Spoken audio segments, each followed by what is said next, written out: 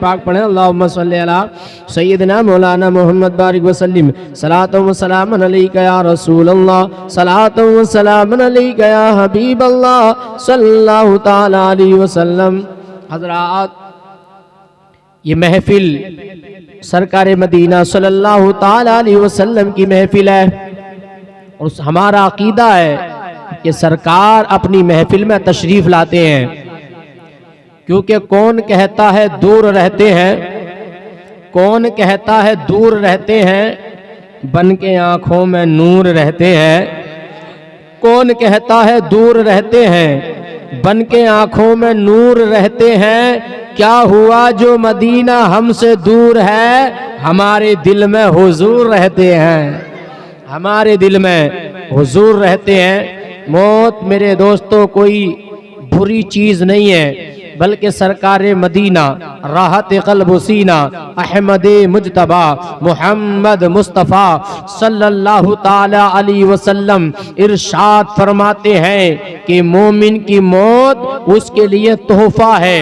उसके लिए गिफ्ट है, उसके लिए इनाम है। मेरे दोस्तों, मोमिन की मौत जहमत नहीं है, बल्कि मोमिन की मौत रहमत है। सुभान अल्लाह। मेरे दोस्तों, मगर मौत ईमान वाली होनी चाहिए, मौत कुरान वाली होनी चाहिए, मौत मेरे दोस्तों अच्छी होनी चाहिए। मेरे दोस्तों, इसलिए मरने वाले तो रोज मरते हैं, रोज मरेंगे।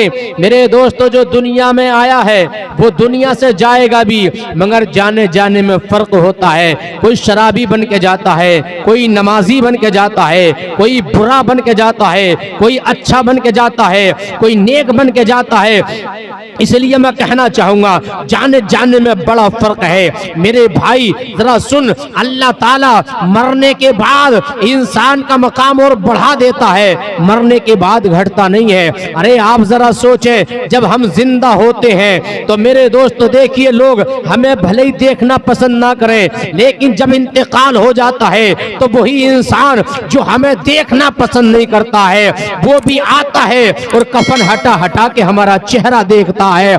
मेरे दोस्तों, हमारे लिए नया जोड़ा कफन की शक्ल में लाया जाता है। मेरे दोस्तों, हमें मेरे दोस्तों गुस्ल दिया जाता है, कफन पहनाया जाता है, खुशबुओं में बसाया जाता है, सारे लोग हमारा इंतजाम करने में लग जाते हैं। मेरे दोस्तों, यहाँ तक ही नहीं, मेरे दोस्तों खुशबू में बसाने के बाद में मैसेरी में लिटाया जाता है और लिटाने के बाद में 4 आदमी के कांधों पे हम सवार होके जब जाते हैं तो आपने देखा होगा सारी बारात पीछे होती है, मरने वाला आगे होता है, ये दुल्हा बन के जाता है, बारात इसकी पीछे होती है। अरे देखो, मरने के बाद मेरा रब कितना करीम है कि तुम्हारी अजमतें बढ़ाता रहता है। और यहाँ तक नहीं, बल्कि मेरे दोस्तों हद ये है, जब जनाजा कोई लेके चलता है तो हुक्म है कि उसके कोई आगे ना चले, आज ये आगे चलेगा, सब इसके पीछे चलेंगे। मेरे दोस्तों, अगर जो इंसान 40 कदम इस मरने वाले के साथ चलता है,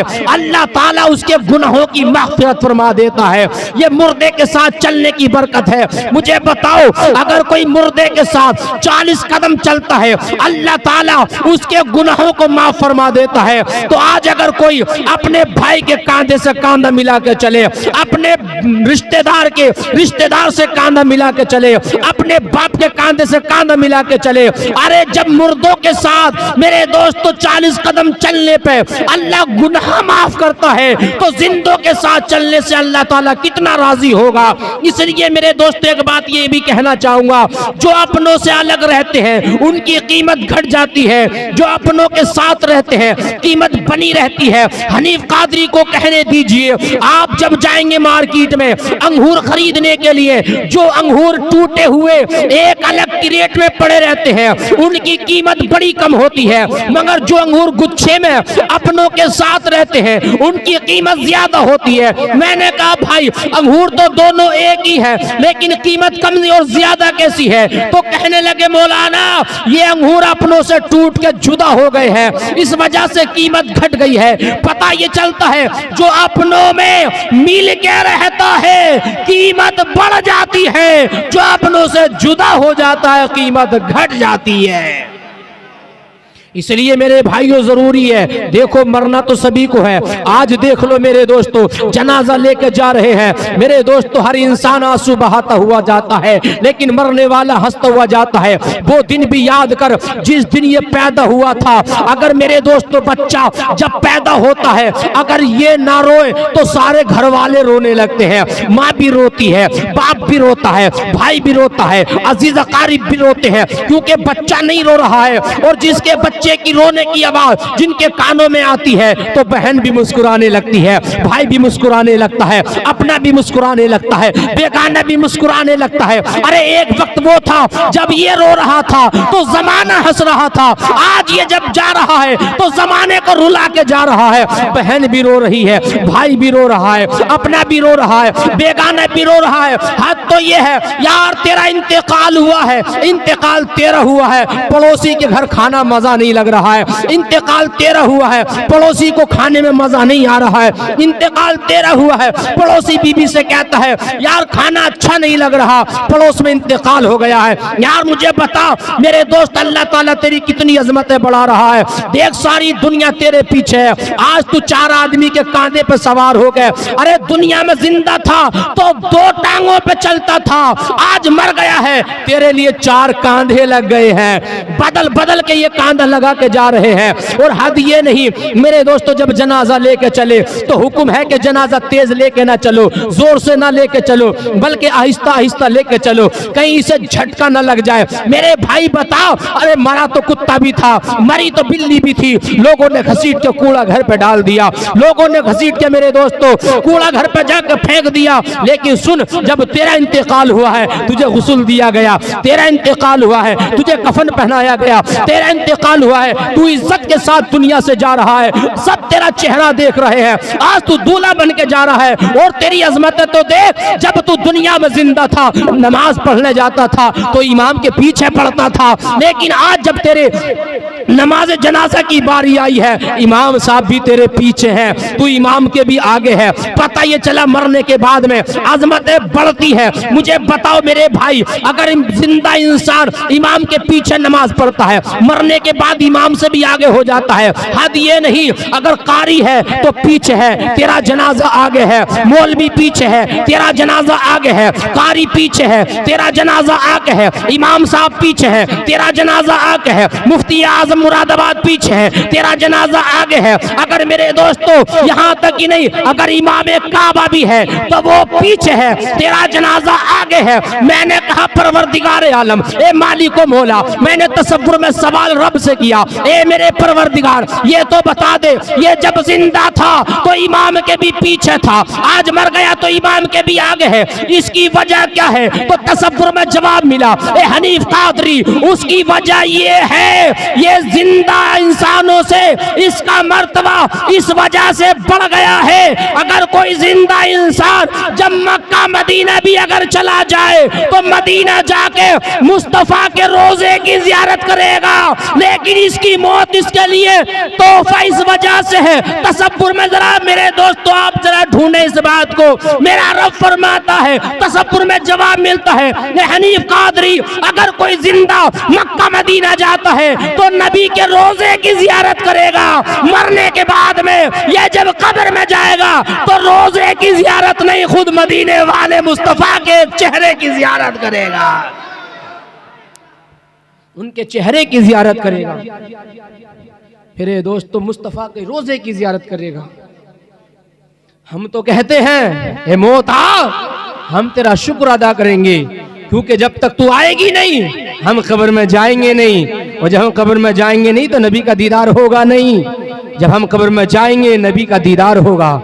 तभी तो शायर ने कहा है, कसम अल्लाह की वो खुल्द का हकदार होता है, कसम अल्लाह की वो खुल्द का हकदार होता है, करम जिस पर तुम्हारा अहमदे मुख्तार होता है, और गुलामाने शहे अबरार मरने से नहीं डरते।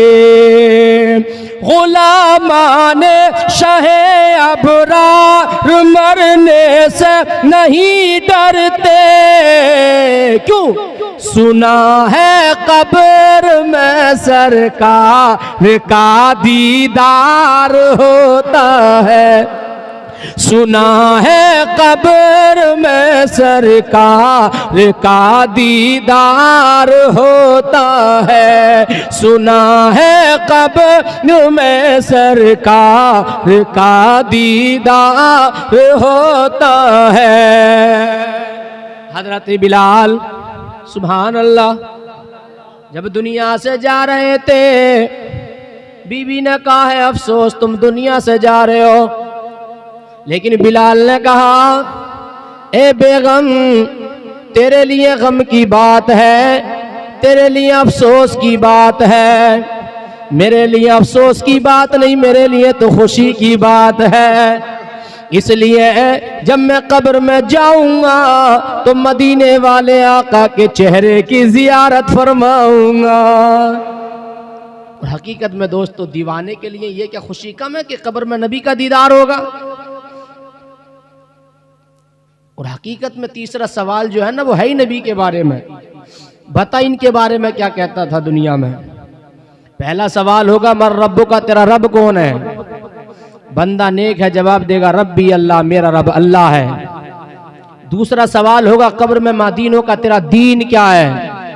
बंदा नेक है जवाब देगा दीन अल इस्लाम, मेरा दीन। सब बोले मेरा दीन इस्लाम। तीसरा आखिरी सवाल होगा मा कुंता तक़ूलु फी हक़्क़ि हाज़ा रजुल, बता इस मर्द के बारे में तू क्या कहता था। मर्द से मुराद मेरे मुस्तफ़ा सुभान अल्लाह। कब्र में जलवागर होंगे। और देखो दो सवालों में तो फिर भी परेशानी है, तीसरे में आसानी है। आपको रब के बारे में पूछा गया मगर दिखाया नहीं गया, इस्लाम के बारे में पूछा गया मगर दिखाया नहीं गया, नबी के बारे में पूछा भी गया और दिखाया भी गया। नबी वहाँ सामने होंगे। और हकीकत भी है दोस्तों, ज़रूरत बस ईमान की है। इस दुनिया से ईमान लेके जाना, चाय की प्याली पर बेच के मत जाना, खराब करके मत जाना।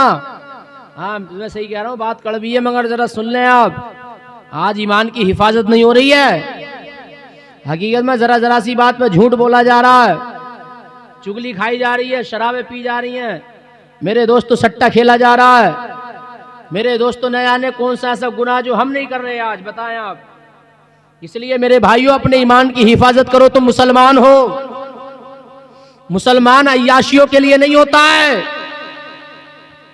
मुसलमान का काम मेरे दोस्तों इज्जतों को लूटना नहीं होता है। मुसलमानों का काम इज्जतों की रखवाली करना होता है। मेरे दोस्तों तारीख गवाह है, जब मक्का फतह हुआ और कुफ्फारे मक्का जब गिरफ्तार हुए, जमाने ने देखा उन्हीं गिरफ्तार होने वालों में एक लड़की भी गिरफ्तार हुई। मेरे दोस्तों रो रही थी, आंसू बहा रही थी। सरकारे मदीना ने कहा क्यों रोती है, तो वो बेटी इसलिए रो रही थी, कहा मैं इस वजह से रो रही हूं कि मेरे बाप दादाओं ने तुम्हें बड़ा सताया है, बड़ी तकलीफें दी है, बड़ी परेशानियां दी है। आज वो उसका बदला मुझे अपनी इज्जत से चुकाना पड़ेगा। लेकिन सुनिएगा मेरे दोस्तों, मेरे नबी ने अपनी मुजम्मिल वाली चादर दी और कहा ले बेटी अपने सर पे रख ले, क्योंकि मेरे दोस्त बेटी बेटी होती है, वो चाहे मुसलमान की बेटी हो, वो चाहे काफिर की बेटी हो। अरे जितनी इज्जत मुसलमान की बेटी की होती है, इतनी इज्जत काफिर की बेटी की भी होती है। हमारा मजहब ये नहीं कहता किसी की बेटी बेटी नहीं होती, अरे बेटी सबकी बराबर होती है। इसलिए मेरे दोस्तों इज्जतों की रखवाली करना सीखो। मेरे नबी फरमाते बेटी अब तू सेफ है, यहाँ घबराने की जरूरत नहीं है। हम तू अब उन लोगों में आ गई है जिनका काम इज्जत को लूटना नहीं होता है बल्कि इज्जत की रखवाली करना होता है। मेरे दोस्तों ज़माने ने देखा, खालिद इब्ने वलीद को कौन नहीं जानता।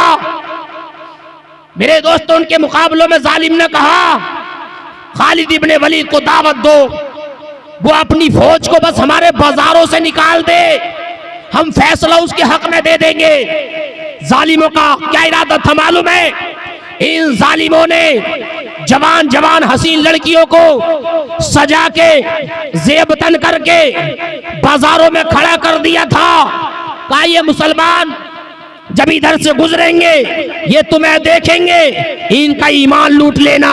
लेकिन मुसलमानों इसे कहते मुसलमान। जब खालिद इब्ने वलीद ने देखा कि इन्होंने ये साजिश रची है, अपने सिपाहियों से कहा ए नबी के गुलामों, तुमने नबी का कलमा पढ़ा है और ये तुम्हारे ईमान के लूटने के लिए तैयार है। तुम्हें इनकी तरफ देखना नहीं है बल्कि तुम्हारे नबी पे जो कुरान नाजिल हुआ है उसी कुरान को पढ़ते पढ़ते अपनी नजरों को झुकाते हुए गुजर जाना। तारीख में आता है जब इनका काफिला चला, वो लड़कियां जो इनके लिए सज धज के खड़ी थी, लेकिन ये मुसलमान थे, कुरान की तिलावत लबों पे हो रही थी, नजरें मेरे दोस्तों झुकी हुई थी, बाजार से कुरान पढ़ते हुए गुजर रहे थे। लड़कियां कहने पर मजबूर हो गई, अरे हमें तो ऐसा लगता है शायद तुम्हारी आंखों में रोशनी नहीं है, हम अपनी इज्जत तुम्हारे हवाले करने के लिए तैयार है। तो मुसलमानों ने कहा था अरे हम उस नबी के गुलाम हैं जिस नबी ने हमें यह तालीम दी है कि मुसलमानों का काम इज्जतों को लूटना नहीं होता है बल्कि इज्जतों की रखवाली करने वाले का नाम मुसलमान होता है।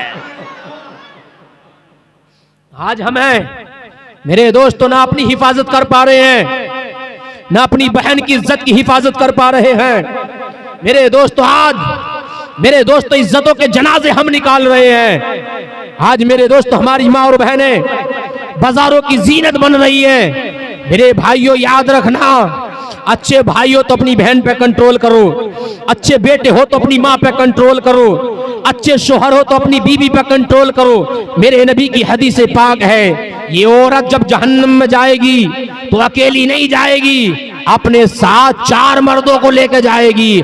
इसलिए जरूरी अपनी माँ और बहनों से भी कहूंगा, ए मेरी माँ और बहन, तू अपनी इज्जत की हिफाजत कर, अपने सर पे दुपट्टा रख, पर्दे की हिफाजत कर, मत पड़ जमाने के चक्कर में, अपने घर को घर बना के रख, अपनी इज्जत को इज्जत संभाल। इसलिए मेरे भाइयों तुमसे भी कहूंगा पर्दे का हुक्म दिया करो, क्योंकि आज मेरी माँ और बहन का हाल ये है, अगर 200-300 रुपए का क्लिप ले लिया है तो मेरे दोस्तों अगर बालों में लगा लिया है तो अब सर पे दुपट्टा नहीं रख रही है, क्योंकि अगर सर पे दुपट्टा रख लिया तो उस क्लिप को कौन देखेगा। अगर महंगा सूट पहन लिया है तो मेरे दोस्तों जाड़ा कितना भी पड़े तो जैकेट नहीं पहन रही, अगर पहन लेगी तो उसका सूट कौन देखेगा। ए मेरी माँ और बहनों, मत दिखाओ अपना हुस्न, मत दिखाओ अपनी ये रंगत। तुमसे पहले भी बड़ी हसीन थी, बड़ी जमील थी, जो अपने हुस्न पे इतराती थी, अपने चाल चलन पे इतराती थी। आज देख लो वो कब्र के अंदर चली गई है, हड्डियों के जोड़ जोड़ कब्र में जाके अलग अलग हो गए हैं। जिस हुस्न पे इतराती थी वो हुस्न मिट्टी खा चुकी है। ए मेरी माँ और बहन, तुम्हें अपनी कब्र में सोना है, इसलिए पर्दे का हुक्म करना अपने घर में मेरे दोस्तों जरूरी है। क्योंकि चीज जितनी ज्यादा कीमती होती है उतनी ज्यादा छुपा के रखी जाती है।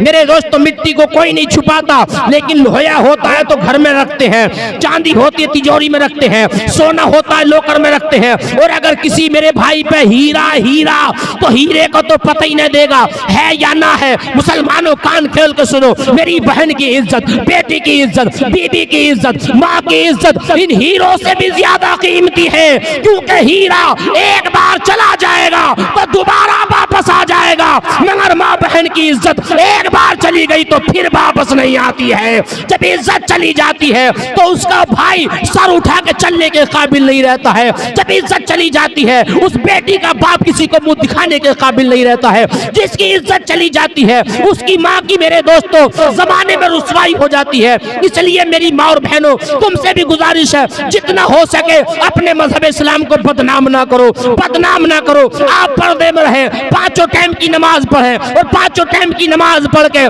कुरान शरीफ की तिलावत करें और अपने उस फातिमा की सुन्नत को अदा करें। वो फातिमा जब नमाज पढ़ती थी तो सजदे मुकम्मल नहीं होते, रब की बारगाह में दुआ करती, ए मौला ये तूने कैसी छोटी छोटी रातें बना दी है, मेरे दो सजदे मुकम्मल नहीं होते हैं, तेरी रात खत्म हो जाती है। अरे कोई तो इतनी बड़ी रात बना दे जो तेरे महबूब की बेटी दिल खोल के इबादत कर ले। कसम खुदा की वो औरतें थी, उन्हें रात कम पड़ती थी नमाज पढ़ने के लिए।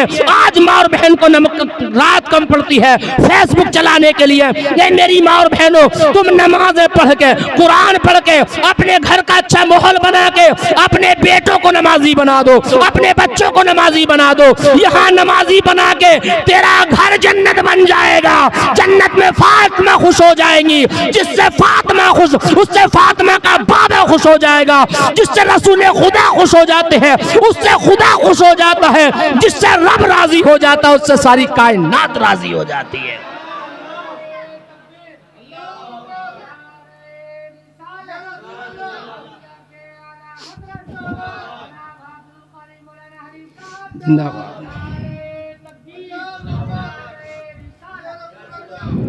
इसलिए मेरी माँ और बहनों तुम्हारे लिए भी जरूरी है, क्योंकि घर का इंजन माँ होती है। माँ अगर माँ और बहनें भी सुन रही है तो गौर से सुने। घर का सारा माहौल माँ से चलता है और जब इंजन जिधर को जाएगा तो डिब्बे तो अपने आप ही उधर जाएंगे। तवज्जो है? हाँ, माँ इंजन है। इसलिए मेरे दोस्तों सबसे पहला स्कूल, सबसे पहला मदरसा बच्चों के लिए माँ होती है। माँ अब माई फेसबुक देखने लगे, माई व्हाट्सएप देख रही है, माई मेरे दोस्तों फिल्में देख रही है, तो ये बच्चे कैसे नमाज पढ़ेंगे? ये बच्चे मेरे दोस्तों कहाँ दीन सीखेंगे?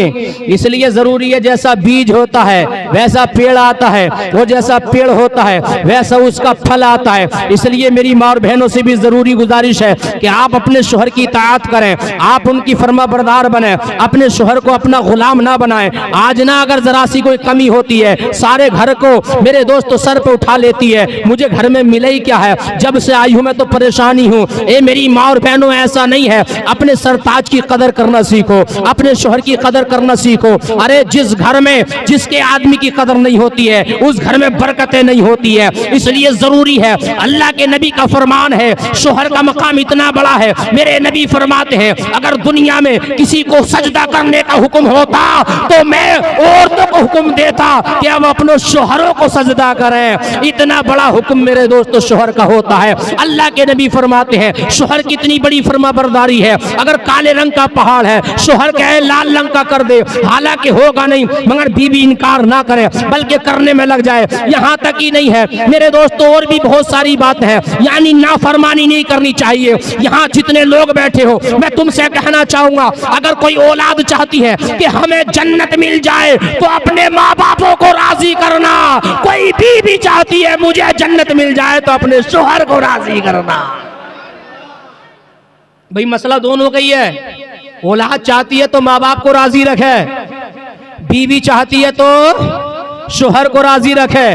क्या आपने सुना नहीं, एक दिन हजरत फातिमा ज़हरा हसनैन की अम्मा, अली की बीवी, मेरे नबी की साहबजादी हजरत फातिमा ज़हरा मेरे नबी की बारगाह में अर्ज करती है, ए आका ये बताइए जन्नत में सबसे पहले कौन औरत जाएगी?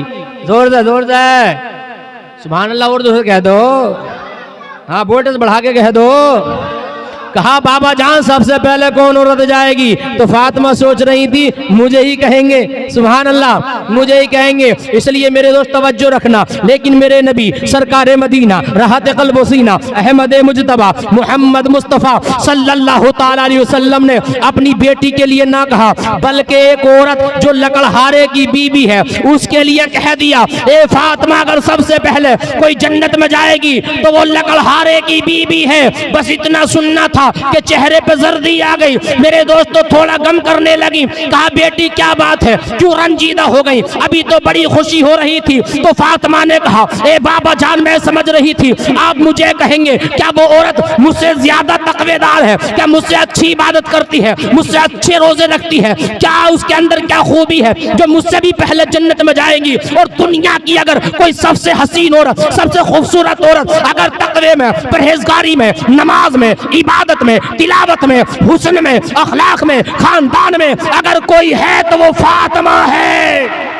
फातिमा, अरे वो फातिमा जिसके बाबा का जवाब नहीं, वो फातिमा जिसकी माँ का जवाब नहीं, वो फातिमा जिसके शोहर का जवाब नहीं, वो फातिमा जिसके बच्चों का जवाब नहीं, वो फातिमा जिसका खुद जवाब नहीं। अरे अंदाजा लगाओ, वो फातिमा जिसका बाबा नबियों का इमाम है, अरे वो फातिमा जिसका शोहर वलियों का इमाम है, वो फातिमा जिसकी माँ खदीजतुल कुबरा है, अरे वो फातिमा जिसके बेटे हसनैन करीमैन जन्नती जवानों के सरदार है, और वो फातिमा खुद जन्नती औरतों की सरदार है उसका जवाब? कोई जवाब नहीं है। ये फातिमा सोचने लगी आका ने मुझे कहना था, ये लकड़हारे की बीबी का नाम ले दिया, ये आका इसी वजह से मैं रंजीत। तवज्जो है, बताओ खत्म कर लें और सुनाम जल्दी बताओ। हाँ तो जरा मचल फिर सुभान लगाओ। हाँ कुछ मेहनत आप भी करें, सुभान अल्लाह। मेरे दोस्तों लकड़हारे की बीबी का नाम लिया तो कहा बेटी रंजीदा ना हो, जाके एक बार ना मुलाकात करके आओ, जोर से मुलाकात करके आओ, मेहमान बन के जाओ, बात करके आओ, जोर से। मैं इन औरतों से कहना चाहूंगा जो आज ना अपने शोहर की बगैर मर्जी के कुछ भी कर रही है, हकीकत बता रहा हूं मैं, मुट्ठी में करके रख रही है, मुट्ठी में हिले ना किधर को भी, जिधर को मुड़ाऊं उधर को ही मुड़े। आज की औरत का हाल मियाओं पे लेने लगी पड़ी है, और बस इसी बात की लेन है, मियां से तवीज दे दो, लल्ला के अब्बा मेरी मुट्ठी में हो जा और मेरी सास का मुंह बंद हो जा। अरे बोलो, सास का मुंह बंद करने के चक्कर में, लल्ला के अब्बा को मुट्ठी में करने के चक्कर में, गुलाम बनाने के चक्कर में है। और मियाँ भी ऐसे ऐसे पैदा हो गए, अल्लाह रहमी करे इन पे। हर गली में मियाँ मिलेंगे तुम्हें, नमाज भले किसी टाइम की ना पढ़ रहे हो, और ये भी इतनी बड़ी चालाक है, मियाँ का तो कहना मानेगी मगर नमाज एक टाइम की ना पड़ेगी। तवज्जो है, मियाँ भी कह रहे हैं बहन काम तो हो जाएगा, रुपए 600 लगेंगे। तो चालाक इतनी बड़ी है, कह रही है रुपए तो 700 भी दे दूंगी मगर काम पक्का कर दो। कहा ले ये तावीज ले जा, दोनों पे असर हो जाएगा, लल्ला के अब्बा मुट्ठी में हो जाएंगे, तेरी सास का मुंह बंद हो जाएगा। कमियां करना क्या है? का करना कुछ नहीं है, जब तेरी सास लड़ने लगे बस तावीज निकालना, दाढ़ के नीचे रख लेना, और जितनी जोर से वो बोले तू इतनी जोर से दाढ़ के नीचे दबाती चली जाना। सुबह को लड़ाई शुरू, से याद है मेरे पास तो तावीज है, निकाला तवीज रखा दाढ़ के नीचे, और मियाँ ने कह दिया था वो जितनी जोर से बोले इतनी जोर से दबाइए। तवज्जो है। अब सास ने कुछ देर तो बोली और इसकी हो गई बोलती बंद, इसका मुंह बंद। सास कह रही है आज क्या हो गया, बोली ना रही, आज तो इसका मुंह ही फूट गया। कुछ कहती नहीं। अब कहवे कहां से, मियां ने बंद कर दिया तवीज देकर। कहा दाल के नीचे दवाइए और तेरी सास जितनी बोले तू इतनी जोर से दवाइए, वो इतनी जोर से दबाने के चक्कर में है। तो सास को क्या बावले कुत्ते ने काटा जो वो बोलती रहती? 2 मिनट में लड़ाई खत्म। बीवी ने सोचा मियां का तवीज में तो बड़ा करंट है, जो लड़ाई सारे दिन में खत्म न होती थी आज 2 मिनट में खत्म हो गई। कहा ठीक है तो अब चाय लल्ला के अब्बासी बनवाएंगे। अब उन्हें जाना था दुकान पे, अपने सामान पे, अपने काम पे। कहा बेगम लाओ चाय तो दो। तो बोली तबीयत ठीक ना आज खुद ही बनाओ। भैया वो थोड़े मूड में थे, गए किचन में गए, चाय बनाई, खुद भी पी और उन्हें भी पिलाई। तो अब तो इसे यकीन हो गया कि चाय भी बनवा दी आज तो। अब तो मियाँ के तबीज में वाकई करंट है, अब तो शाम का खाना भी इनसे बनवाना है। बेचारे हारे थके आए, बोले बेगम खाना लाओ। तो बीवी बोली खुद ही बनाओ और खुद ही खाओ, हमारी तबीयत ठीक नहीं है।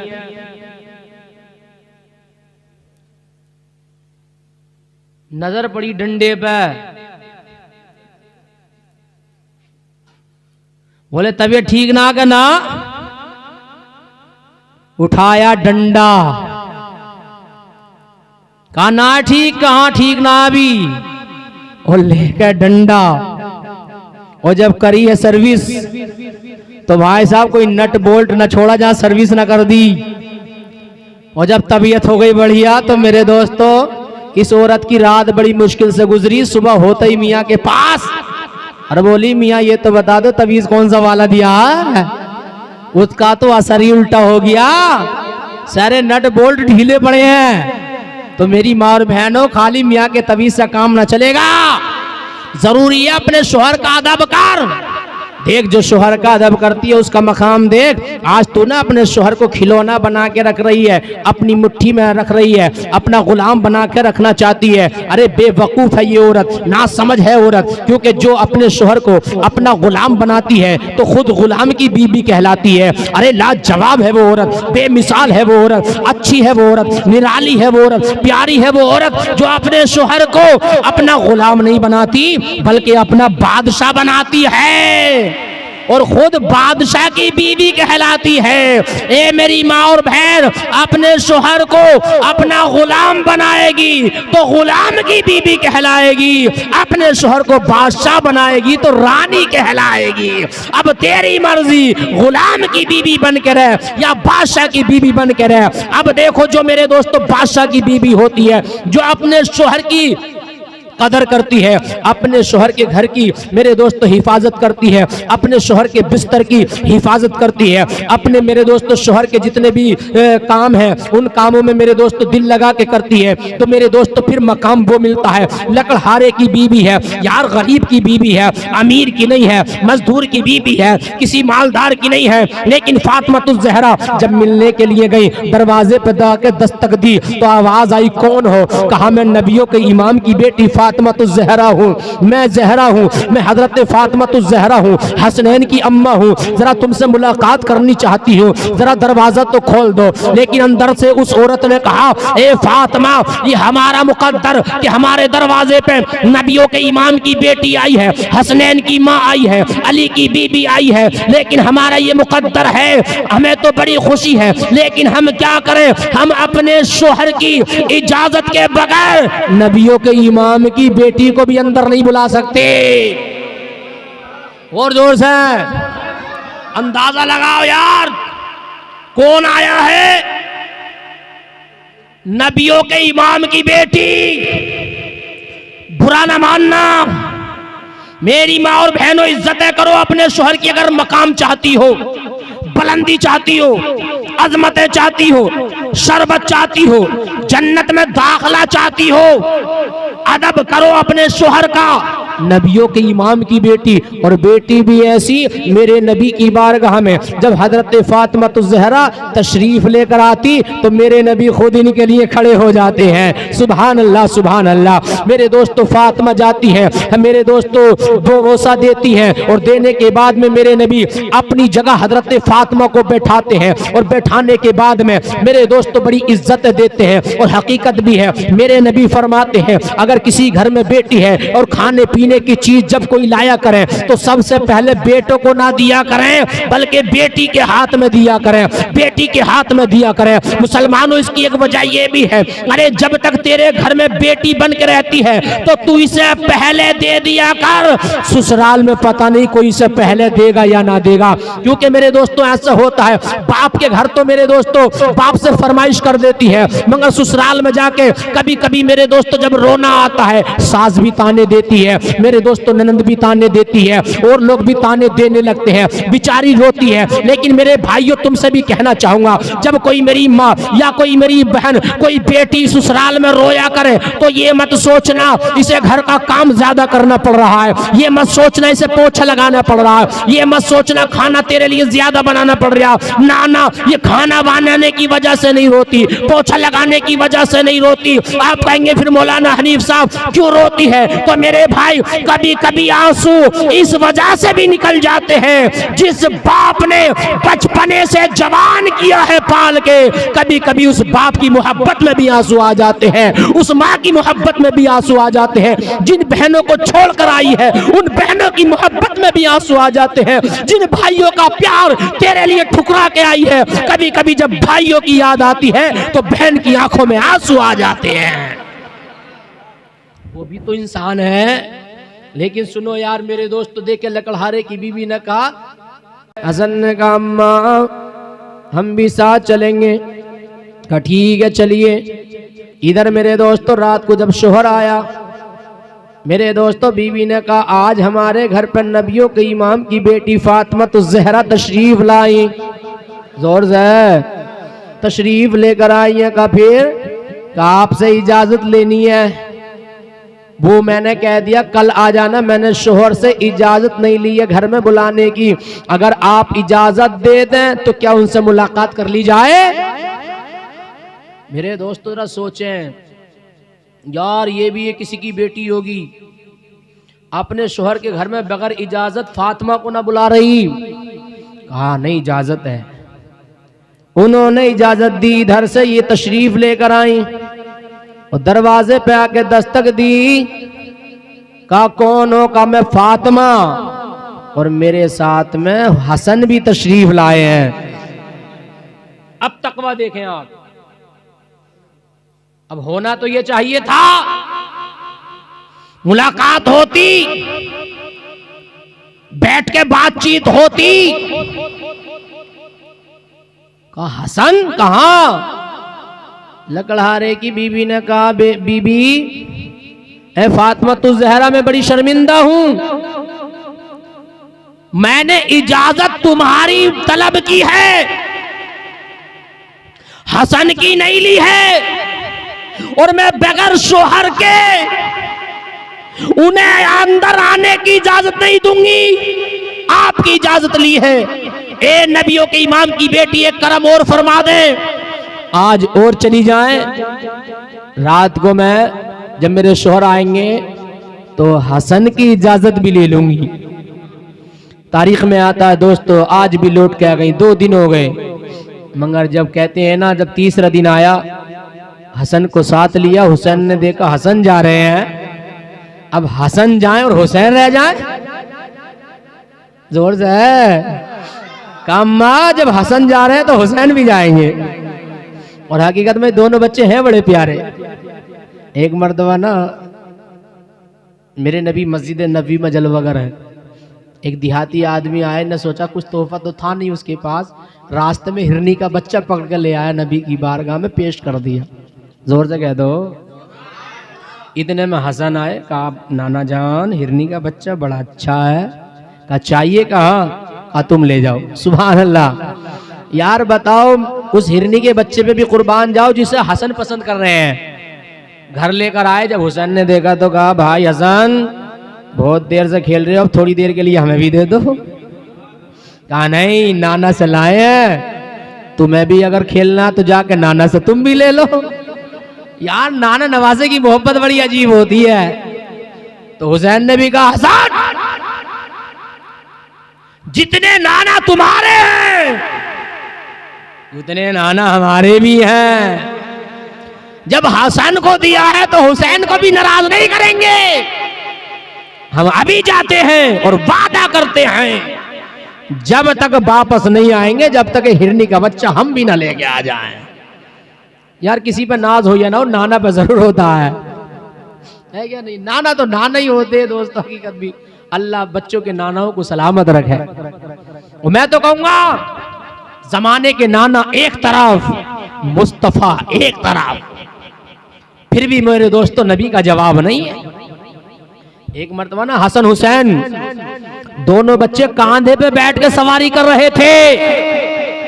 हजरत उमर ने देखकर कहा, ए बच्चों तुम्हारी सवारी कितनी अच्छी है। तो मेरे नबी ने फौरन फरमाया, तुमने ये तो देख लिया कि सवारी कितनी अच्छी है, ये भी तो देख लो सवारी के ऊपर सवार कितने अच्छे हैं। ये मोहब्बत है मेरे रसूल को मेरे दोस्तों हसन हुसैन से। मुख्तसर आए हुसैन का नाना, जैसा बच्चा आपने हसन को दिया ना वैसा मुझे भी दीजिए। कहा बेटा एक ही था, वो हसन ले गए, आप उसी से खेल लो। कहा मैंने तो कहा भाई माने नहीं। तो नाना जान, मैं भाईजान से वादा करके आया हूं, अब जब तक वापस नहीं जाऊंगा जब तक कि मैं बच्चा ना ले लूं। सुभान अल्लाह। नबी कहते एक है वो उन्हें दे दिया, अब दूसरा तो है ही नहीं। लेकिन इतनी देर हुई कि हुसैन की आंखों में आंसू न आने पाए। इतने में क्या देखा, एक हिरनी चली आ रही है, साथ में अपना बच्चा भी ला रही है जोर से। और आके कहा हुजूर ये बच्चा आपकी खिदमत में पेश करती हूँ, हुसैन को दे दीजिए। तवज्जो रखना मेरे दोस्तों, तारीख में आता है मेरे दोस्तों वो बच्चा भी उसी हिरनी का था, बड़ा बेटा था, ये छोटा बच्चा इसी हिरनी का है। मेरे दोस्तों हिरनी ने आके कहा वो भी मेरा बच्चा है, ये भी मेरा बच्चा है। लेकिन जरा तवज्जो रखना यार, माँ माँ होती है, चाहे इंसानों की माँ हो या जानवरों की माँ हो, माँ को मेरे दोस्तों मोहब्बत अपने बच्चों से बहुत होती है। तो मेरे नबी कहते हैं ए हिरनी, क्या तुझे अपने बच्चों से प्यार नहीं है? क्या तू अपने बच्चों की जुदाई बर्दाश्त कर लेगी? तो हिरनी ने कहा ए आका, मेरे बच्चों से अगर तुम्हारे बच्चों का दिल बहलता है तो ये मेरे लिए बड़ी अच्छी बात है, और मैं अपने बच्चों को तुम्हारे बच्चों पे कुर्बान करना चाहती हूँ। हाँ ये तो मुश्किल है कि बच्चों के बगैर जीना दुश्वार है, लेकिन हिरनी कहती है मगर हुसैन की आंखों में आंसू आ जाए ये बच्चों की इन माँ को भी गवारा नहीं है, ये हिरनी को भी गवारा नहीं है। मगर यहाँ कुछ अकीदे के जो खराब लोग हैं वो सुबह को पूछेंगे यार भूरे भाई के यहाँ मौलाना हनीफ आए थे, कह रहे थे हिरनी ने आके ये बातें की थी, क्या हिरनी भी बोलती है? क्या हिरनी भी बातें करती है? लड़ने की जरूरत नहीं है, कह देना अरे जालिम तू कहता हिरनी की बात, अरे उसे तो खैर अल्लाह ने जबान दी है, मेरे नबी का दरबार तो वो दरबार है, यहाँ जुबान वाले क्या, यहाँ तो बेजुबान बोलते हैं, पत्थर भी बोलते हैं। मोहम्मद के शहर में हर दर्द की दवा है, मोहम्मद के शहर में क्यों आके रो रहा है? मोहम्मद के शहर में सब तो झुके हैं खाने काबे के सामने, काबा झुका हुआ है मोहम्मद के शहर में। तो मुख्तसर हजरते हुसैन बोले हम भी चलेंगे, फातिमा बोली तुम भी चलो। सुभान अल्लाह। दिन तीसरा है, आदमी भी तीन, दिन भी तीसरा। इधर मेरे दोस्तों जब लकड़हारा घर आया तो बीवी ने उससे कहा कि फातिमा आई थी, मुलाकात आज भी नहीं हो पाई थी। कहा क्या वजह बनी? कहा साथ में हसन को लाई थी। इजाजत दे दो तो कल को मुलाकात कर लूं। कहा ठीक है। फातिमा को भी इजाजत, हसन को भी इजाजत, लेकिन अब तीसरे दिन तो हुसैन भी साथ हो गए। लेकिन फातिमा ने कहा कि मैं भी आई हूँ, हसन भी आए हैं, हुसैन भी आए हैं। लेकिन आज भी बीवी ने कहा यार इसे कहते हैं बीवी, ऐसे ही थोड़ा ही ना फातिमा से पहले जन्नत में जाएगी। तारीख में आता है मेरे दोस्तों, जब 3 का नाम सुना तो फातिमा से आज भी माफी मांग ली। कहा बीवी माफी चाहती हूँ, मैंने हसन की और तुम्हारी इजाजत ली है, बगैर अपने शोहर के हुसैन को अंदर अपने घर में नहीं बुला सकती। इसलिए तवज्जो रखना मुसलमानों।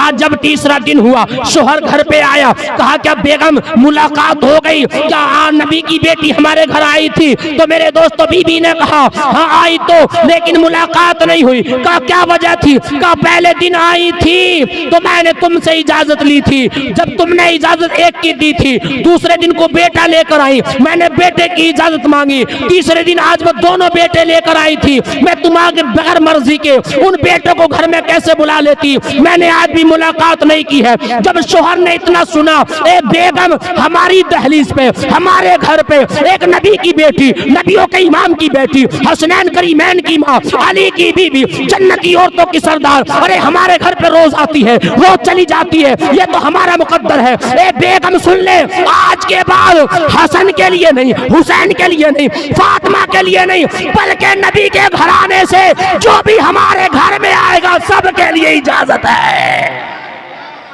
सबके लिए इजाजत है। अब इजाजत की जरूरत नहीं, जो भी उनके खानदान में से आए सबके लिए इजाजत है।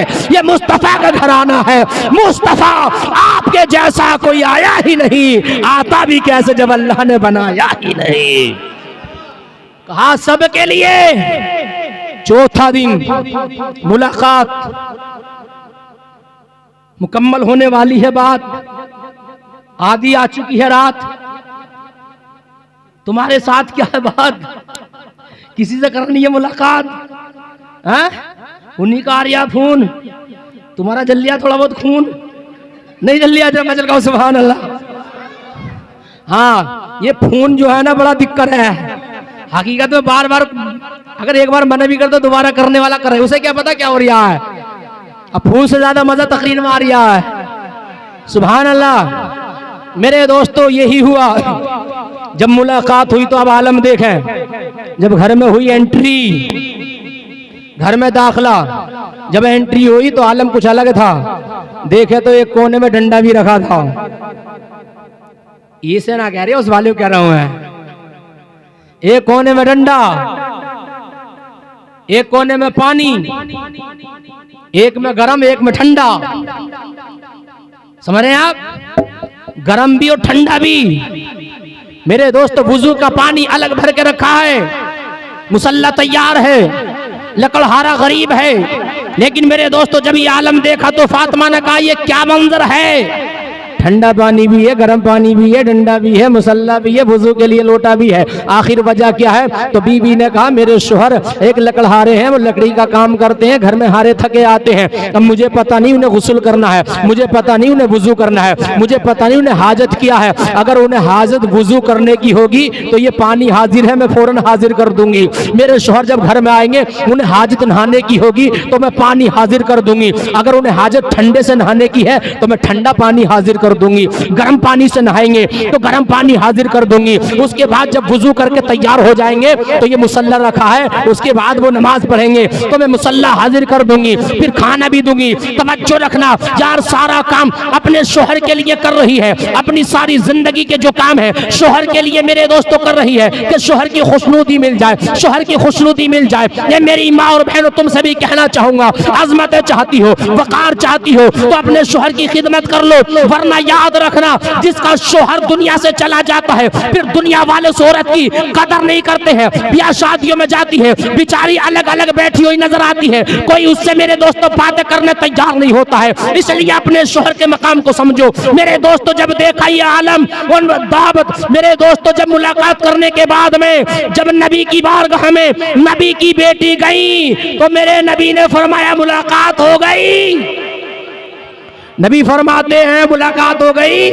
बीवी ने कहा आका मुलाकात तो हो गई, कहा क्या पाया, कहा मैं समझ गई शोहर की बड़ी इताअत करती है, शोहर की बड़ी खुशनुदी करती है, शोहर का बड़ा अदब करती है, शोहर का बड़ा कहना मानती है। तो मेरे दोस्तों न सुनिएगा, अब मेरे नबी ने अपनी बेटी के लिए मुजदा सुनाया और कहा फातिमा गम न कर, फिक्र न कर, वो अजमतों वाली है, वो बरकतों वाली है, वो शोहर की इज्जत करने वाली है और ये बात भी हकीकत है, वो जन्नत में जाएगी। लेकिन बेटी सुन ले, पहले वो जाएगी मगर आका बन के नहीं जाएगी, गुलाम बन के जाएगी। अरे तू जिस सवारी पर सवार होगी उस सवारी की लगाम उसके हाथों में होगी, तो वो लगाम पकड़ के गुलाम बन के आगे आगे जाएगी, तू सवारी पर सवार होके आका बन के बैठ के तशरीफ लेकर जाएगी।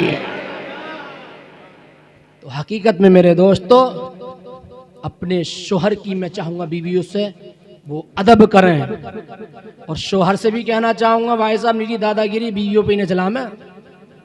हाँ कुछ ऐसे भी हैं भाई साहब खुद तो कुछ करते ना, हुकूमत बीवी पे चला रहा है क्या नहीं है? नमाजी बीवी को ही बनाना चाह रहा, खुद ना कर रहा कुछ, सारी बातें बीवी के लिए, तूने ये ना करा, तूने वो ना करा। है कुछ ऐसे शोहर सारी बातें छोड़ देंगे भाई साहब, उन्हीं बातों को पकड़ेंगे जिन बातों में कुछ कमी है। जैसे वो होती है ना मक्खी की आदत, सारा अच्छा बदन छोड़ देगी, मक्खी हो जाके बैठेगी जहां गंदगी होती है। ऐसी कुछ आदमियों की आदत हो गया, सारी अच्छी बातें भूल गया अपनी बीवी की, उन्हीं बातों को याद करा जो उसमें कमी हो गया है। तो यार कमी ना दोनों तरफ से ही हो गया है। देखो मेरे भाई आप भी ना अपने घर में प्यार मोहब्बत से रहो, अपने घर को घर बना के रखो। बीवी है यार तेरी, सारी बातें खराब थोड़ेंगी, कुछ अच्छी भी तो होंगी। सरकार फरमाते जो अच्छी बात है उन्हें समझ के प्यार कर लिया कर, यूसुफ भाई उन्हें समझ के प्यार कर लिया कर, और अपनी बीवी से ना बहुत प्यार किया कर, इतना प्यार कर, इतना प्यार कर। जो तेरे घर में बेटी है ना, तवज्जो है, जब तेरी बीवी नमाज पढ़े तो नमाज पढ़ने के बाद ये दुआ मांगने पे मजबूर हो जाए, या अल्लाह जितना अच्छा शोहर तूने मुझे दिया है इतना अच्छा शोहर मेरी बेटी को अता फरमाना। अल्हम्दुलिल्लाह जिस घर में मियाँ बीबी मोहब्बत से रहते हैं वो घर जन्नत का नमूना बन जाता है। तभी तो मेरे नबी सल्लल्लाहु अलैहि वसल्लम फरमाते, बेटी आज तक जब बाप के घर में थी तो तुझ पे बाप की जिम्मेदारी थी, अब शादी के बाद अली के घर जा रही है तो अली की भी जिम्मेदारी है। अपने शोहर को नाराज मत करना। और हकीकत भी है फातिमा ज़हरा ने, मेरे दोस्तों एक मर्तबा जब देखो बर्तन हो मैं तो खटके ही हैं, बर्तनों में तो खटके ही हैं। अली भी नाराज हो गए और फातिमा कहती है बजान मैंने जब तक अली को राजी न कर लिया मैंने उनका दामन पकड़ के छोड़ा नहीं। तो मेरे नबी मुस्कुरा का फरमाया, बेटी बहुत अच्छा किया, अगर इस इस्लाम में तेरा इंतकाल हो जाता तो तेरा बाप तेरी नमाज जनाजा ना पढ़ता। तो मेरी माँ और बहनों सोचो कितना बड़ा शोहर का मकाम होता है। इसलिए जरूरी है, आज एक बीवी का इंतकाल हुआ है, पूछो उस शोहर से जिसकी बीवी इस दुनिया से गई है, दुनिया वीरान हो जाती है जब जोड़ा बिछड़ता है। इसलिए मेरे दोस्तों जाना तो हमें भी है, खुदारा नेक बन के जाओ, अच्छे बन के जाओ। वो अच्छी जगह चली गई और हकीकत भी है दोस्तों हमें भी एक दिन जाना है। 4 दिन की चांदनी है, फिर अंधेरी रात है, कुछ वक्त पता नहीं ये मौत कब आ जाए, कहाँ आ जाए, कैसे आ जाए। बस अल्लाह से दुआ करते रहें कि अल्लाह ईमान पे मौत नसीब फरमाना, ईमान पे मौत नसीब फरमाना। क्योंकि जब जोड़ा बिछड़ता है ना तो जो दुनिया में रह जाता है ना दूसरा इंसान, तो बज़ाहिर वो चलता फिरता तो रहता मगर अंदर से वो भी खुक्कल हो जाता है, रहता उसमें भी कुछ नहीं है। क्योंकि मरने वाले की बातें याद आती हैं, उसके तरीक़े याद आते हैं, उसका बोलना चालना याद आता है। और हकीकत भी है जिसका जाता है ना दर्द भी उसे ही होता है। जितनी धरती पे आग जलती है उतनी गर्म होती है। ये तो आज उस माँ से पूछो जिसकी बेटी चली गई, उस बाप से पूछो जिसकी बेटी आज उसकी नज़रों के सामने नहीं है, उस भाई से पूछो जिसकी बहन इस दुनिया से रुखसत हो गई है, उस शोहर से पूछो जिसकी बीवी चली गई है, उस बच्चे से पूछो जिसकी माँ चली गई है। मेरे दोस्तों, जब कोई चला जाता है ना, बड़ा याद आता है, बहुत याद आता, मगर मजबूरी ये है कि फिर वो वापस नहीं आता है। बल्कि अकमल हमीरपुरी अपने अशार में तभी तो कहते हैं, ज़र्रा ज़र्रा हश्र में कांटे पे तोला जाएगा, किब्रिया के सामने हरगिज़ न बोला जाएगा। देख मोमिन कर इबादत किब्रिया की रात दिन, बाद मरने के यहाँ की ज़िंदगी न पाएगा, बाद मरने के यहाँ की ज़िंदगी न पाएगा।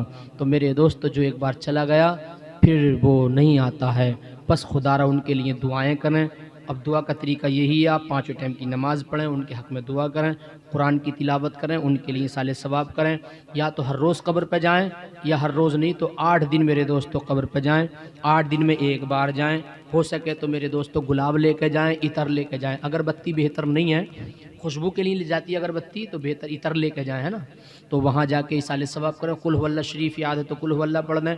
आज तुम वहाँ जाओगे तुम्हें भी अपनी मौत याद आएगी, और जो और वहाँ होंगे ना कब्रिस्तान में, तो वो मुर्दे भी, उन्हें भी साले सवाब करोगे तो इंशाल्लाह उनकी भी मग़फ़िरत होगी। आखिरी बात बताकर रुख़सत हो रहा हूँ। हज़रत हसन बसरी हैं, ख्वाजा हसन बसरी, इनकी बारगाह में एक और आता है का हुज़ूर, मेरी एक ही बेटी थी, इंतकाल हो गया है, लेकिन ख्वाब में देखना चाहती हूँ। तो आपने फरमाया घर चली जाओ, नमाज इशा पढ़ के दरूद शरीफ पढ़ते पढ़ते सो जाना। इन्होंने ऐसे ही किया, रात को बेटी को ख्वाब में तो देख लिया, मगर बेकरार हो गई। रात बड़ी मुश्किल से गुजरी, सुबह होते ही ये हज़रत के पास और कहा, हुजूर मैंने तुम्हारी दुआओं से बेटी को तो ख्वाब में देख लिया, मगर अजाब में मुबतला देखा है। तो ख्वाजा हसन बसरी फरमाते हैं, जा इसके नाम से कुछ तसद्दुक़ कर, यानी इसके नाम से कुछ खैरात कर, कुछ सदका निकाल, अल्लाह गफूर रहीम है। मेरे दोस्तों, अगली रात ना ख्वाजा हसन बसरी ने उस लड़की को ख्वाब में देखा। अब जब देखा तो क्या देखते हैं, जन्नत में टहल रही है, एक तख्त पे बैठी है, नूरानी ताज सर पर रखा है। कहा, बेटी कल तेरी माँ ने तुझे ख्वाब में देखा तो दोज़ख के अजाबों में देखा था, आज हम तुझे देख रहे हैं तो जन्नत में टहलता देख रहे हैं, इसकी वजह क्या है। तो लड़की ने कहा, ये बात हक है, कल मेरी माँ ने ख्वाब में देखा तो मुझे अजाब में देखा था, आज आप जन्नत में देख रहे हैं तो ये भी सच है। उसकी वजह यह है कि हमारे कब्रिस्तान से मैं ही नहीं बल्कि और भी मुर्दे थे जो आज जन्नत में आ चुके हैं, उन पे भी अजाब हो रहा था, मुझ पे भी अजाब हो रहा है, लेकिन उसी कब्रिस्तान से एक अल्लाह के नेक बंदे का गुजर हुआ और उसने कुरान शरीफ पढ़ के, कुल हुवल्लाह शरीफ पढ़ के, दरूद शरीफ पढ़ के हमें साले सवाब कर दिया है। बस उसकी जुबान की पढ़ने की ये बरकत है कि अल्लाह ने हमारे गुनाहों को माफ फरमा दिया। तो मेरे दोस्तों, जितना हो सके उनके नाम से कुरान शरीफ पढ़ाएं, आप कुरान खानी कराएं और ख़ुद भी नमाज़ पढ़ने की कोशिश करें। देखो सबसे अच्छा साले सवाब ये है, ये साले सवाब तो 30 में, 10 में, 20 में, 40 में हो गया, बरसी में, है ना। एक ही साले सवाब ये है ना, आप एक दिन में 5 बार करो, उस साले सवाब कहते हैं नमाज पढ़ के उन्हें साले सवाब करो इंशाल्लाह। कुछ लोग ना, मैंने देखा ना, बहुत से लोग कर्जा लेके 10 में कीजिए, 40 में करते हैं। तो सबसे अच्छा साले सवाब ये है, आप कर्जे लेके ना करें बल्कि 5 टाइम की नमाज पढ़ के एक दिन में 5 बार साले सवाब करें। ये तुम्हारे कर्जा लेके करने से कहीं ज़्यादा अच्छा हो जाएगा। करेंगे इंशाल्लाह ऐसे ही ना अपने मरहूमीन के लिए। हाँ, और जितना हो सके पढ़ना ज़रूर दोस्तों। कलमा शरीफ याद है उनके लिए पढ़ना, कुरान शरीफ याद है, कुल हुवल्लाह शरीफ याद है। कब्र पे जा मेरे दोस्तों, जहाँ तक रास्ता हो वहाँ तक जाओ, अगर कब्रों के ऊपर से जाना पड़े तो मत जाना, ठीक है। और इंशाल्लाह जितना हो सके साले सवाब करना। और जो ये छोटे छोटे बच्चे हैं मेरे भाइयों, इन्हें देखो पढ़ाओ, तुम थोड़ा इन बच्चों को पढ़ाओ। ये बच्चे ना जब भी अपनी माँ बाप का अदब करेंगे जब इन्हें पढ़ाओगे तुम। आज बच्चे माँ बाप की कदर नहीं करते मेरे दोस्तों, बड़े भैया की कदर नहीं करते। कुछ मैंने देखा हकीकत में बड़े भैया का मर्तबा भी ना बाप की तरह होता है। अपने बड़े भाई का कहना मानना चाहिए, अपने बाप का अदब करना चाहिए मेरे दोस्तों। अपने बाप को ना सर पे बिठाना चाहिए, माँ के कदम चूमने चाहिए। अल्हम्दुलिल्लाह, जिस घर में माँ बाप की इज्जत होती रहेगी उस घर में बरकतें होती रहेंगी। कभी भी अपने माँ बाप को डांटना मत, अपने माँ बाप के सामने ऊंची आवाज़ से बात मत करना। खुदारा जिस दिन इनकी चारपाई घर से निकल गई ना, बड़ा पछताओगे तुम उस दिन। तो अल्हम्दुलिल्लाह, लायक मुबारकबाद है वो लोग जिनके माँ बाप ज़िंदा हैं। खिदमत का मौका है, खिदमत कर लो, इनकी जन्नत हासिल कर लो अपनी। ये माँ बाप तुम्हारे लिए जन्नत हैं, और बाप जन्नत का दरवाज़ा है और माँ जन्नत है। मेरे दोस्तों, मैं किसी के लिए नहीं, मैं तो सब के लिए कह रहा हूँ। नबी की हदीस है, आका फरमाते हैं माँ बाप को मोहब्बत की नज़र से देखोगे 1 हज का सवाब मिलेगा। 2 बार मोहब्बत से देखोगे 2 हज्जों का। मेरे भाई मैं किसी पर तानाशाही नहीं कर रहा, मेरे भी माँ बाप हैं, मैं करूँगा तो मैं जन्नत में जाऊँगा, ना करूँगा तो मेरे दोस्त आका की हदीस है, जन्नत में जाना तो दूर की बात, जन्नत की खुशबू भी ना मिलेगी। जो करेगा वो वैसा भरेगा, क्योंकि जैसी करनी वैसी भरनी, और जैसा बोओगे वैसा पाओगे, वैसा काटोगे।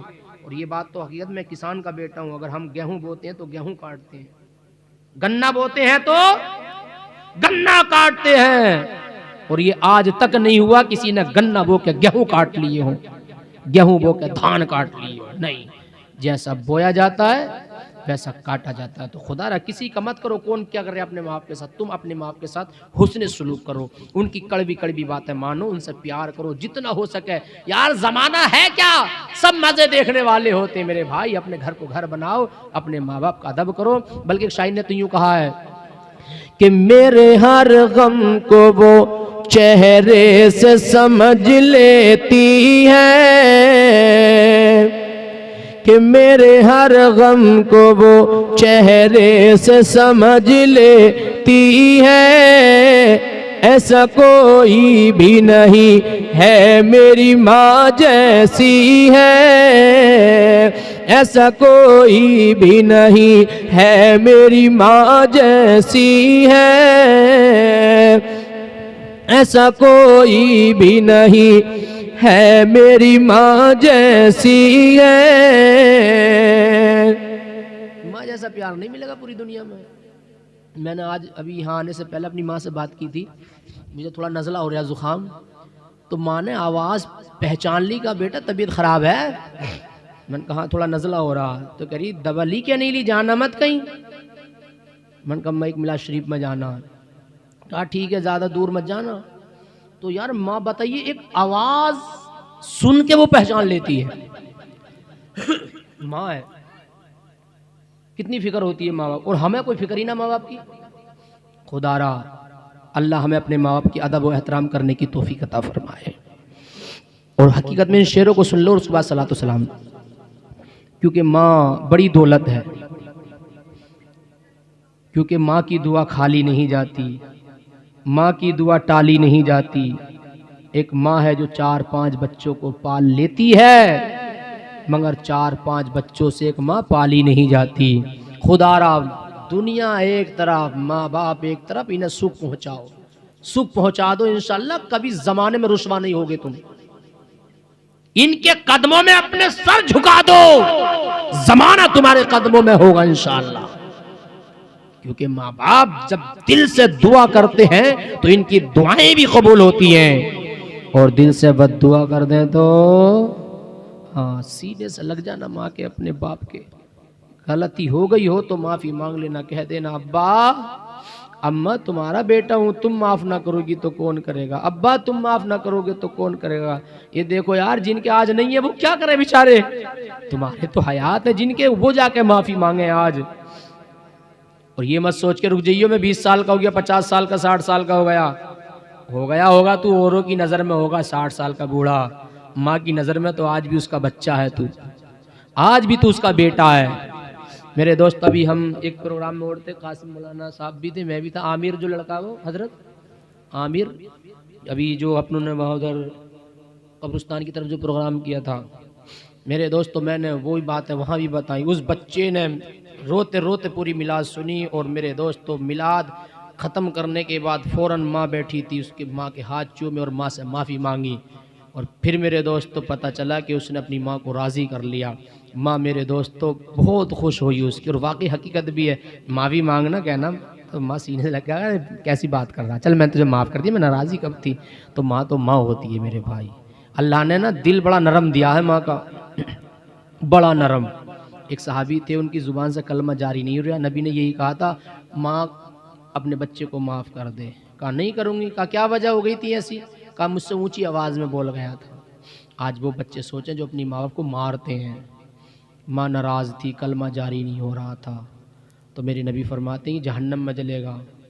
अब एक काम करो सहाबा, लकड़ी इकट्ठी करो, इसे अभी दुनिया में जलाओ। तो माँ ने कहा नहीं मैं नहीं देख सकती, तो नबी फरमाते जब दुनिया में जलता हुआ ना देख सकती तो जहन्नम में जलता हुआ कैसे देख सकती। ये दिल है माँ का इतना नरम नाजुक। तभी शायर ने कहा है कि मेरे हर गम को वो चेहरे से समझ लेती है, मेरे हर गम को वो चेहरे से समझ लेती है, ऐसा कोई भी नहीं है मेरी माँ जैसी है, ऐसा कोई भी नहीं है मेरी माँ जैसी है, ऐसा कोई भी नहीं है मेरी माँ जैसी है। दिल दुखाने पे भी वो मुझको दुआ देती है,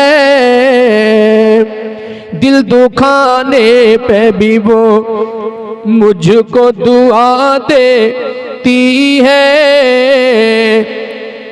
दिल दुखाने पे भी वो मुझको दुआ देती है, ऐसा कोई भी नहीं है मेरी माँ जैसी है, ऐसा कोई भी नहीं है मेरी माँ जैसी है। और चूम के माँ के कदम घर से मैं जब भी निकला, हर हादसा बच बच के चला,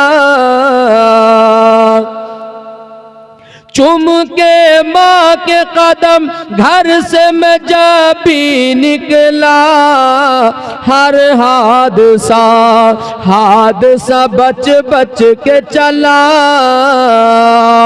साए की तरह साथ मेरे वो रहती है, साए की तरह साथ मेरे वो रहती है, ऐसा कोई भी नहीं है मेरी माँ जैसी है, ऐसा कोई भी नहीं है मेरी माँ जैसी है, ऐसा कोई भी नहीं है मेरी माँ जैसी है। और प्यार में जिसके मिलावट ही नहीं है कोई, जिसकी ममता सी मोहब्बत ही नहीं है कोई, प्यार में जिसके मिलावट ही नहीं है कोई, जिसकी ममता सी मोहब्बत ही नहीं है कोई, अरे जैसा हो ना था, जैसा हो ना था उसे आज भी वो वैसी है, जैसा हो ना था उसे आज भी वो वैसी है, ऐसा कोई भी नहीं है मेरी माँ जैसी है,